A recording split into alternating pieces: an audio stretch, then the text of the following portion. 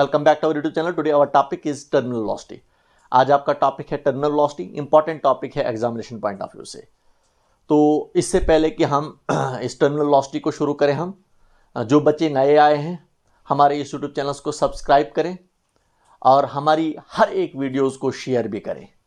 तो आज का टॉपिक जो आपके पास जो है that is terminal velocity. Terminal velocity क्या होती है? It is a maximum constant velocity acquired by a body whenever any body moving vertically in a viscous medium। तो देखिए यहां पर हमारे पास ये बॉडी ले ली हमने, एक स्फेरिकल बॉडी है और स्फेरिकल बॉडी जब हमारे पास वर्टिकली इन डाउनवर्ड डायरेक्शन में मूव करेगी, किसमें? एक विस्कस मीडियम में, एक लिक्विड में, एक फ्लूइड में हमारे पास जब एक बॉडी जो है वर्टिकली डाउनवर्ड डायरेक्शन में जब मूव करेगी और मूव करने के बाद जब ये अटेंड करेगी एक मैक्सिमम कांस्टेंट वेलोसिटी से, मैक्सिमम कांस्टेंट वेलोसिटी जब ये अटेंड करेगी, एक ऐसी हमारे पास एक टाइम पर हमारे पास जो है ये बॉडी जो है एक कांस्टेंट वेलोसिटी से फिर मूव करेगी नीचे के लिए। पहले इसमें कांस्टेंट वेलोसिटी नहीं होती है, लेकिन एक टाइम आपके पास ऐसा आएगा ये वेलोसिटी, ये हमारे पास ये बॉडी जो हमारे पास जो है ये अटेंड करेगी, एक कांस्टेंट वेलोसिटी अटेंड करेगी और वो मैक्सिमम कांस्टेंट वेलोसिटी होगी। उस मैक्सिमम कांस्टेंट वेलोसिटी को क्या कहा जाता है? That is known as terminal velocity कहा जाता है। तो वही हमारा आज का टॉपिक है। उसी टर्मिनल वेलोसिटी को हम कैलकुलेट भी करेंगे, हम उसकी एक्सप्रेशन भी हम निकालेंगे हम। और यहां पर उसकी एक्सप्रेशन निकालने के लिए, टर्मिनल वेलोसिटी की एक्सप्रेशन निकालने के लिए हमने क्या कंसिडर किया है? हमने एक बीकर कंसिडर किया है, या हमने एक हम कहेंगे एक हमारे पास एक कंटेनर है। उस कंटेनर में हमने एक स्फेरिकल बॉडी को फ्रीली फॉल कराया है। यहां पर हमारे पास जो है आपके पास एक स्फेरिकल बॉडी है और इसको यहां से हमने छोड़ा है और ये हमारे पास स्फेरिकल बॉडी जो है वो फ्रीली फॉल कर रहा है वर्टिकली इन दिस लिक्विड में। इन दिस लिक्विड, इस लिक्विड में हमारे पास जो है वर्टिकली डाउनवर्ड डायरेक्शन में ये फॉल कर रहा है।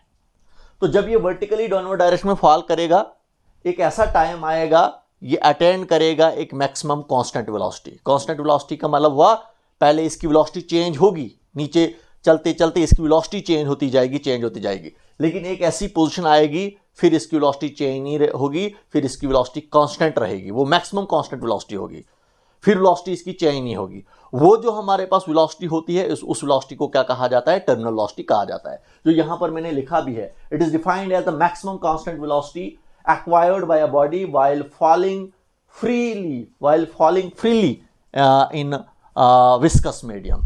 जो हमारे पास विस्कस मीडियम यहां पर आपके पास क्या है? लिक्विड है। तो इस लिक्विड में हमारे पास बॉडी जो है वो क्या कर रही है? इसको हमने फ्रीली फॉल कराया है। किसमें? इस विस्कस मीडियम में, इस लिक्विड में। तो वही यहां पर मैंने लिखा है। अब हम इस टर्मिनल वेलोसिटी को कैलकुलेट करेंगे, इसकी एक्सप्रेशन को कैलकुलेट करेंगे हम।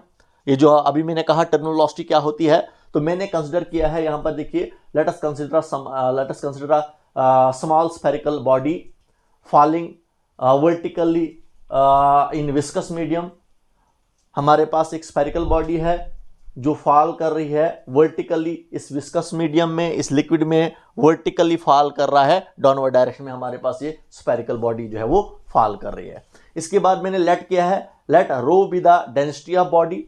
रो जो हमारे पास स्फेरिकल बॉडी की डेंसिटी है, और उसके बाद सिग्मा जो हमने कंसिडर किया है, sigma B the density of liquid. Sigma जो हमारे पास जो है लिक्विड की डेंसिटी है, जिस लिक्विड में हमने इस बॉल को डाला है, इस स्फेरिकल बॉडी को डाला है, और ये हमारे पास स्फेरिकल बॉडी वर्टिकल डायरेक्शन में नीचे की तरफ आ रही है।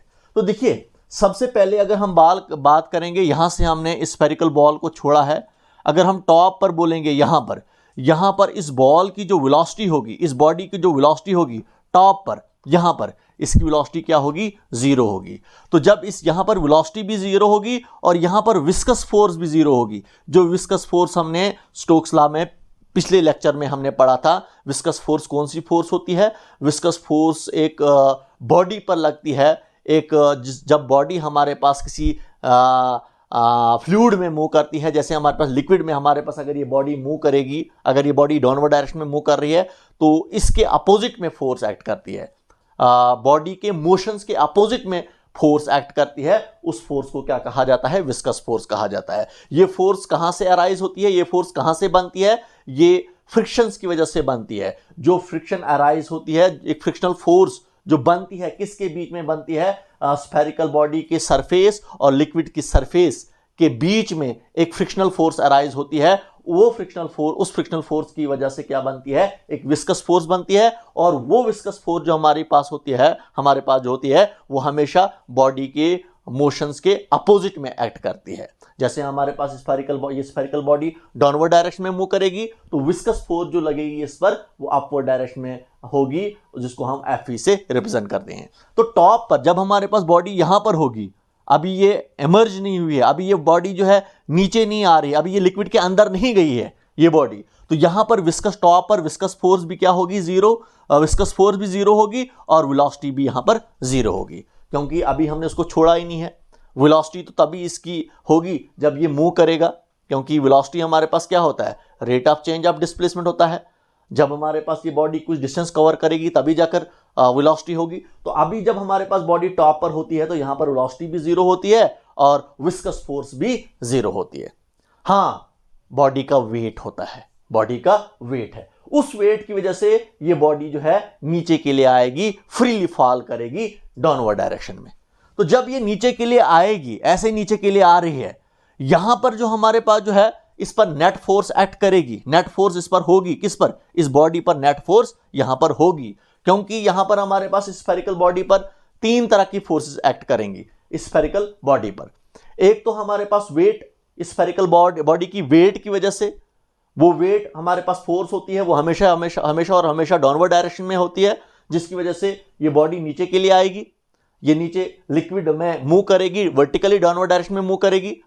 दूसरी फोर्स जो हमारे पास विस्कस फोर्स जो लगेगी स्फेरिकल बॉल पर, वो अपवर्ड डायरेक्शन में लगेगी। और तीसरी फोर्स जो लगेगी वो भी अपवर्ड डायरेक्शन में लगेगी, उसको कहा जाता है बायॉन्ट फोर्स। बायॉन्ट फोर्स हमारे पास क्या होती है? ये अपवर्ड थ्रस्ट होता है। बायॉन्ट फोर्स को कहा जाता है अप थ्रस्ट भी कहा जाता है इसको, जो ये लिक्विड स्फेरिकल बॉडी को अपवर्ड डायरेक्शन में फोर्स लगाती है। थ्रस्ट जो लगता है, समझे आप, वो अपवर्ड थ्रस्ट होता है। जो लिक्विड स्फेरिकल बॉडी को अपवर्ड डायरेक्शन में फोर्स लगाता है, उसको कहा जाता है बायॉन्ट फोर्स, उसको हम Fb से रिप्रेजेंट करते हैं। इसके मतलब दो फोर्सेस लगती हैं अपवर्ड डायरेक्शन में, विस्कस फोर्स और बायॉन्ट फोर्स अपवर्ड डायरेक्शन में, और वेट नीचे के लिए। तो जब बॉडी हमारे पास नीचे के लिए आती है, अभी नीचे के लिए आती है जब हमारे पास बॉडी, तो उस टाइम इस बॉडी पर नेट फोर्स एक्ट करती है। उस बॉडी पर हमारे पास जो होगा वेट, जो होगा हमारे पास वेट जो होगा वो ग्रेटर देन होगा, किसके ग्रेटर देन होगा? Fb प्लस Fv के बड़ा होगा, क्योंकि दो फोर्सेस ऊपर के लिए लग रही हैं। ये हमारे पास दो फोर्सेस हैं, इनका मतलब इन दोनों फोर्सेस का सम हम ऐड करेंगे। नेट फोर्स अपवर्ड डायरेक्शन में क्या होगी? दैट इज Fb हो गया हमारे पास बायॉन्ट फोर्स और Fv हो गया हमारे पास विस्कस फोर्स। इनका सम जो होगा वो लेस देन होगा वेट के, कम होगा। इसका मतलब डाउनवर्ड फोर्स जो वेट है हमारे पास, downward force is greater than the upward force. जब डाउनवर्ड फोर्स ग्रेटर देन होगी अपवर्ड फोर्स से, तो बॉडी क्या होगी? बॉडी जो है वो नीचे के लिए आएगी, समझे आप? बॉडी वर्टिकली डाउनवर्ड डायरेक्शन में मूव करेगी, क्योंकि इस पर नेट फोर्स एक्ट करेगी। जब इस पर नेट फोर्स एक्ट करती है, तो यहां पर इस बॉडी पर क्या होगा? इस बॉडी पर एक्सेलरेशन भी एक्ट करेगा, क्योंकि फोर्स जब बॉडी में प्रेजेंट होती है तो एक्सेलरेशन भी होती है। कभी कभार आपको पूछा भी जाता है, जब बॉडी यहां पर फ्रीली फॉल करेगी डाउनवर्ड डायरेक्शन में, वहां पर एक्सेलरेशन होगी कि नहीं होगी? तो यहां पर एक्सेलरेशन भी होगी और नेट फोर्स भी प्रेजेंट होगी, क्योंकि नेट फोर्स की वजह से हमारे पास जो है ये बॉडी जो है नीचे आएगी। और बॉडी की वेलोसिटी भी बढ़ती जाएगी डाउनवर्ड डायरेक्शंस में, क्योंकि वेलोसिटी का चेंज होने को ही कहा जाता है एक्सेलरेशन, क्योंकि एक्सेलरेशन जो होता है वो किस होता है? Rate of change of velocity. तो जब भी हमारे पास बॉडी यहां पर फ्रीली फॉल करेगी डाउनवर्ड डायरेक्शन में, इसका मतलब वेलोसिटी क्या होगी? वो चेंज होगी और वेलोसिटी इंक्रीज करती जाएगी, बढ़ती जाएगी वेलोसिटी। तो इसका मतलब वेलोसिटी चेंज हो रही है टाइम के साथ साथ, इसका मतलब एक्सेलरेशन भी होगा। अब जब नीचे के लिए आ रहा है, लेकिन जब बॉडी हमारे पास नीचे के लिए आती है, तो हमारे पास क्या है? ये बायॉन्ट फोर्स तो हमारे पास कांस्टेंट रहेगी, ये चेंज नहीं होगी। तो लेकिन विस्कस फोर्स हमारे पास क्या है? विस्कस फोर्स हमारे पास बढ़ती जाएगी, क्योंकि विस्कस फोर्स हमने जो पढ़ा था, विस्कस फोर्स जो होती है वो हमारे पास 6 पाई ईटा RV की इक्वल होती है। तो विस्कस फोर्स जो है वो डायरेक्टली प्रोपोर्शनल टू वेलोसिटी होती है। जितनी हमारे पास बॉडी की वेलोसिटी बढ़ेगी, अगर हमारे पास बॉडी की वेलोसिटी बढ़ेगी तो विस्कस फोर्स भी बढ़ेगी। इसका मतलब हमारे पास ये बॉडी जब डाउनवर्ड डायरेक्शन में, जब हमारे पास इस लिक्विड में डाउनवर्ड डायरेक्शन में मूव करती है तो वहां पर वेलोसिटी बढ़ती है इसकी। जब वेलोसिटी बढ़ेगी इस बॉडी की, जब वेलोसिटी बढ़ेगी तो विस्कस फोर्स भी बढ़ेगी। तो इसका मतलब हमारे पास जो है ये वाला फैक्टर बढ़ जाता है, विस्कस फोर्स बढ़ जाती है। बायॉन्ट फोर्स हमारे पास बढ़ती ही नहीं है, क्योंकि अपवर्ड थ्रस्ट होता है और अपवर्ड फोर्स होती है, अपवर्ड थ्रस्ट होता है जो इस लिक्विड की वजह से एक्ट करती है किस पर, इस बॉडी पर, अपवर्ड डायरेक्शन में। और ये आपको, अगर आपने पढ़ा होगा, 10th में पढ़ा होगा, ये बायॉन्ट फोर्स किसके इक्वल होती है? ये बायॉन्ट फोर्स जो हमारे पास होती है that is equal to the weight of displaced water. Weight of displaced water की इक्वल होती है। जितना, जैसे हमने इस स्फेरिकल बॉडी को लिक्विड के अंदर डाला, जब हम इस स्फेरिकल बॉडी को लिक्विड के अंदर डालते हैं, ये इस स्फेरिकल बॉडी की वजह से जितना पानी डिस्प्लेस हो जाएगा, जितना पानी ऊपर चढ़ेगा, समझे आप, इस स्फेरिकल बॉडी की वजह से जितना पानी ऊपर चढ़ेगा, इसका मतलब जो जितनी जगह ये पकड़ेगा, कौन सा, ये स्फेरिकल बॉडी जो जगह पकड़ेगा, जो वॉल्यूम पकड़ेगा, और हमारा पानी क्या होगा, इसकी वजह से डिस्प्लेस होगा, और उसका वेट जो होगा हमारे पास, जो पानी डिस्प्लेस हुआ इसकी वजह से जो वाटर बाहर निकला, बाहर निकालें या वाटर राइज होगा, और उसका वेट जो हमारे पास जो होगा, जो हमारा पानी डिस्प्लेस होगा, या हम कहेंगे जो हमारा वाटर जो है हमारे पास राइज होगा, यहां पर किसकी वजह से वाटर हमारा राइज हो रहा है या डिस्प्लेस हो रहा है, वो किसकी वजह से, जब हम इस स्फेरिकल बॉडी को इस लिक्विड में डालेंगे। तो बायॉन्ट फोर्स जो हमारे पास होती है वो weight of that displaced water के इक्वल होती है। जो हमारे पास, जो हमने ये बॉडी इस लिक्विड में डाला, लिक्विड में डालने की वजह से ये बॉडी जो है, इस बॉडी की वजह से वाटर क्या हो जाएगा, डिस्प्लेस हो जाएगा, वाटर निकल जाएगा बाहर, और जितना हमारे पास उस वाटर का वेट होगा उतनी हमारे पास बायॉन्ट फोर्स होती है, समझे आप। तो बायॉन्ट फोर्स हमारे पास अब चेंज तो नहीं होगी, क्योंकि हमने इसको डाल दिया है लिक्विड में, जितना पानी बाहर निकलना था या जितना पानी राइज होना था वो राइज हो गया, ये चेंज नहीं होगा। हाँ, हमारे पास विस्कस फोर्स चेंज होगी। तो इसका मतलब हमारे पास ये चेंज नहीं होगा, विस्कस फोर्स चेंज होती जाएगी। तो विस्कस फोर्स जब हमारे पास बॉडी नीचे के लिए आएगी, हमारे पास वेलोसिटी क्या हो जाएगी, वो इंक्रीज हो जाएगी। जब वेलोसिटी इंक्रीज होगी तो बायॉन्ट फोर्स भी हमारे पास क्या हो जाएगी, वो भी हमारे पास, बायॉन्ट फोर्स भी हमारे पास क्या हो जाएगी, वो भी विस्कस फोर्स भी हमारे पास इंक्रीज होती जाएगी। इसका मतलब अपवर्ड फोर्स हमारे पास क्या है, जब भी हमारे पास लिक्विड, हमारे पास बॉडी जो है वो लिक्विड के अंदर वर्टिकली डाउनवर्ड डायरेक्शन में जब मूव करेगी तो अपवर्ड फोर्स हमारे पास बढ़ती जाएगी। बायॉन्ट फोर्स तो नहीं बढ़ेगी लेकिन विस्कस फोर्स बढ़ेगी। ये दोनों अपवर्ड फोर्स हैं, तो ये तो नहीं बढ़ेगी लेकिन ये बढ़ेगी, विस्कस फोर्स बढ़ेगी। इसका मतलब अपवर्ड फोर्स हमारे पास बढ़ती जाएगी। इसका मतलब हमारे पास जो नेट फोर्स हमारे पास जो बॉडी पर एक्ट करेगी वो क्या होगी, जो डाउनवर्ड डायरेक्शन में हमारे पास नेट फोर्स थी, जो वेट की वजह से थी, पहले हमारे पास नेट फोर्स जो हमारे पास वेट की वजह से जो थी वो ज्यादा थी। नेट फोर्स जो डाउनवर्ड डायरेक्शन में हमारे पास नेट फोर्स जो थी वो ज्यादा थी अपवर्ड फोर्स के कंपैरिजन में, टोटल अपवर्ड फोर्स के कंपैरिजन में। अब जब हमारे पास बॉडी लिक्विड के अंदर मूव करेगी डाउनवर्ड डायरेक्शन में, तो हमारे पास जो है यहां पर जो डाउनवर्ड डायरेक्शन में नेट फोर्स जो थी वो क्या होती जाएगी, वो डिक्रीज होती जाएगी, कम होती जाएगी। इसकी वजह से हमारे पास क्या होगा, एक्सेलरेशन जो हमारे पास जो है बॉडी का एक्सेलरेशन, जब बॉडी नीचे के लिए आएगी बॉडी का एक्सेलरेशन कम होता जाएगा। अब आहिस्ता आहिस्ता आहिस्ता आहिस्ता आहिस्ता जब बॉडी नीचे आएगी, नीचे आते आते आते कोई एक ऐसा टाइम होगा, उस टाइम पर हमारे पास बॉडी का जो हमारे पास जो होगा, बॉडी हमारे पास क्या आएगी, इक्विलिब्रियम में आएगी। बॉडी इक्विलिब्रियम में आने का मतलब यह हुआ कि हमारे पास total downward force will be equal to the total upward force. उस टाइम हमारे पास क्या होगा, जब हमारे पास बॉडी नीचे आएगी नीचे आएगी नीचे आएगी कि एक ऐसा टाइम आएगा, downward force will be equal to the upward force. जितनी हमारे पास अपवर्ड फोर्स है, buoyant force plus viscous force, वो इक्वल हो जाएगा हमारे पास किसके इक्वल हो जाएगा, डाउनवर्ड फोर्स के इक्वल हो जाएगा। डाउनवर्ड फोर्स कौन सी है, वेट है आपके पास। तो जब इक्वल हो जाएगा, इसका मतलब downward force is equal to the upward force. ये दोनों टोटल फोर्सेस, अपवर्ड फोर्स और डाउनवर्ड फोर्स इक्वल हैं, ये कैंसिल आउट हो जाएंगी। तो नेट फोर्स इस केस में हमारे पास, नेट फोर्स जो हमारे पास बॉडी पर जो एक्ट करेगी वो क्या हो जाएगी, वो जीरो हो जाएगी। जब नेट फोर्स जीरो हो जाएगी बॉडी पर, नेट फोर्स जब बॉडी पर जीरो हो जाएगी, बॉडी इक्विलिब्रियम में आ जाएगी। जब बॉडी इक्विलिब्रियम में आ जाएगी, जब बॉडी पर फोर्स एक्ट नहीं करेगी, इस यहां पर भी अब क्या होगी, बॉडी अब फिर से नीचे के लिए आएगी लेकिन वेलोसिटी अब चेंज नहीं होगी। यह समझना है आपने। जब हमारे पास वेलोसिटी चेंज नहीं होगी, इसका मतलब वेलोसिटी कांस्टेंट रहेगी, उस वेलोसिटी को कहा जाता है टर्मिनल वेलोसिटी। क्लियर हुआ आपको? समझ में आया होगा आपको? जब हमारे पास नेट फोर्स इस बॉडी पर क्या हो जाएगी, स्फेरिकल बॉल पर नेट फोर्स जो जब हमारे पास क्या हो जाएगी, जीरो हो जाएगी। नेट फोर्स कब जीरो होगी? जब total upward force will be equal to total downward force. जब ये दोनों इक्वल हो जाएंगे, अपवर्ड फोर्स और डाउनवर्ड फोर्स इक्वल जब हो जाएंगी, अब बॉडी, इस केस में भी बॉडी अब नीचे ही आएगी, बॉडी मूव करेगी, नीचे के लिए ही मूव करेगी। लेकिन केस ये होगा, यहां पर बॉडी की वेलोसिटी कांस्टेंट रहेगी। अब बॉडी की वेलोसिटी चेंज नहीं होगी, क्योंकि बॉडी की वेलोसिटी चेंज होती है फोर्स की वजह से।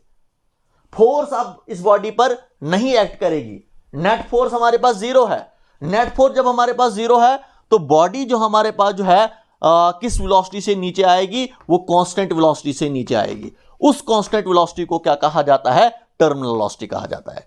और अब जब हमारे पास, जब ये बॉडी टर्मिनल वेलोसिटी अटेंड करेगी, अब इसकी जो एक्सेलरेशन होगी वो क्या होगी? वो जीरो होगी। देखिए ये कंसेप्ट जो है ये बड़े अच्छे तरीके से आपने समझना है।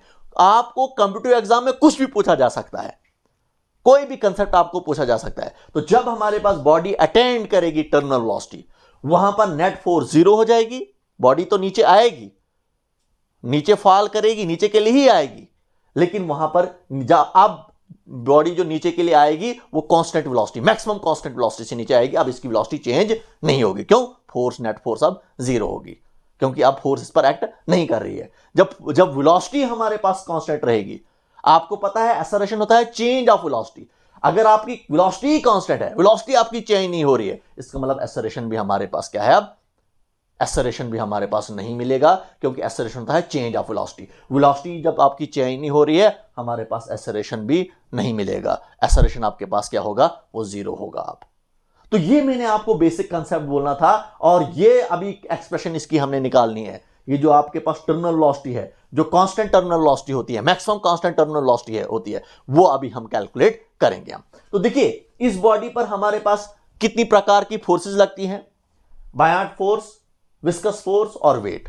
तो सबसे पहले हमारे पास सबसे पहले हम विस्कस फोर्स ले लेंगे। हम विस्कस फोर्स किसको होता है? 6 पाई ईटा आर वी के इक्वल होता है, ये हमारे पास है। और ये जो अब हमारे पास जो है, जब हमारे पास बॉडी जो हमारे पास जो है ना, बॉडी की जब कांस्टेंट वेलोसिटी होती है, जब कांस्टेंट वेलोसिटी होती है तो उस कांस्टेंट वेलोसिटी को टर्मिनल वेलोसिटी कहा जाता है। और यहां पर हमारे पास जो विस्कस फोर्स होती है, इस केस में जब हमारे पास जो है बॉडी अटेंड करती है, वो मैक्सिमम कांस्टेंट वेलोसिटी अटेंड करती है, उस टाइम जो हमारे पास अपवर्ड डायरेक्शन में जो विस्कस फोर्स होती है वो इसके इक्वल होती है, 6 पाई ईटा आर वी के इक्वल होती है। और वी क्या होता है हमारे पास? अब ये जो वेलोसिटी होगी हमारे पास, वी वेलोसिटी है हमारे पास इस बॉडी की, अब इस वेलोसिटी को कहा जाता है टर्मिनल वेलोसिटी। इसको हम वीटी से रिप्रेजेंट करेंगे। आर क्या है? रेडियस है हमारे पास, क्या? इस स्फेरिकल बॉल का या स्फेरिकल बॉडी का रेडियस है। इसके बाद ईटा जो हमारे पास क्या है? ये हमारे पास है coefficient of viscosity of this liquid. इस लिक्विड का कोएफिशिएंट ऑफ विस्कोसिटी है। और हमारे पास 6 पाई तो आपको पता ही है कांस्टेंट है। और ये जो हमारे पास होगा, ये फोर्स हमारे पास कहां की तरफ होगी? ये अपवर्ड डायरेक्शन में होगी। इसके बाद हमारे पास बायॉन्ट फोर्स है। बायॉन्ट फोर्स, फोर्स जिसको अपवर्ड थ्रस्ट भी कहा जाता है, जो इस बॉडी पर इस लिक्विड की वजह से अपवर्ड डायरेक्शन में फोर्स लगेगी। जो फोर्स मैंने कहा था वो किसको होता है? वेट ऑफ डिस्प्लेस वाटर के इक्वल होता है। और ये फोर्स हमारे पास इस बॉडी पर लगेगी, ये भी अपवर्ड डायरेक्शन में होती है। तो ये भी हमारे पास किसकी होती है? ये 4/3 पाई आर क्यूब सिग्मा जी के इक्वल होता है, सिग्मा जी के इक्वल होता है। और ये फोर्स भी हमारे पास कहां की तरफ होती है? अपवर्ड डायरेक्शन में होती है। तो देखिए यहां पर भी आप देखोगे, आप 4/3 पाई भी कांस्टेंट है। आर हमारे पास क्या है? Radius of this spherical ball है या स्फेरिकल बॉडी है। सिग्मा क्या है? मैंने ऑलरेडी कहा है, डेंसिटी ऑफ लिक्विड है। और जी क्या होता है? Acceleration due to gravity. ये दोनों फोर्सेस क्या है हमारे पास? ये हमारे पास अपवर्ड डायरेक्शन में है। और दूसरा, हम तीसरी फोर्स हमारे पास है वेट। जो वेट की वजह से बॉडी का वेट हमारे पास है, स्फेरिकल बॉल का वेट है। तो वेट हमारे पास किस इक्वल है? ये जो हमारे पास वेट है that is equal to 4/3 pi r cube rho g. तो ये जो हमारे पास रो जो हमारे पास है 4/3, तो यही है। आर तो आपको पता ही है, radius of the spherical ball. Rho क्या होता है हमारे पास? रो हमारे पास डेंसिटी ऑफ बॉडी है। डेंसिटी ऑफ बॉडी, इस बॉडी की डेंसिटी, और जी आपको पता ही है असर्शन ड्यू ग्रेविटी। तो यहां पर लेकिन ये हमारे पास जो है ये वेट जो है ये फोर्स है कहां की तरफ है, डाउनवर्ड डायरेक्शन में। तो ये तीन फोर्सेस लगती हैं हमारे पास किस पर, इस बॉडी पर। At equilibrium, at equilibrium, equilibrium में हमारे पास क्या होता है, total downward force is equal to the total upward force.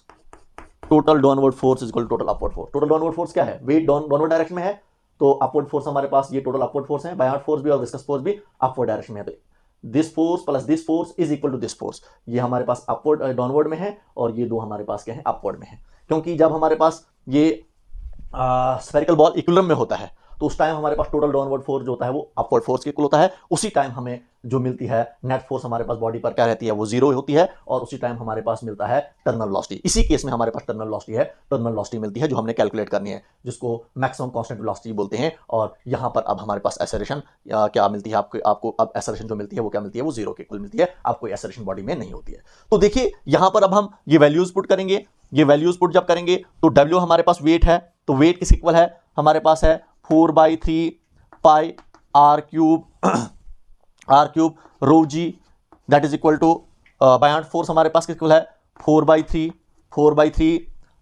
Pi r cube sigma g plus हमारे पास क्या है, प्लस आपके पास क्या है, विस्कस फोर्स है 6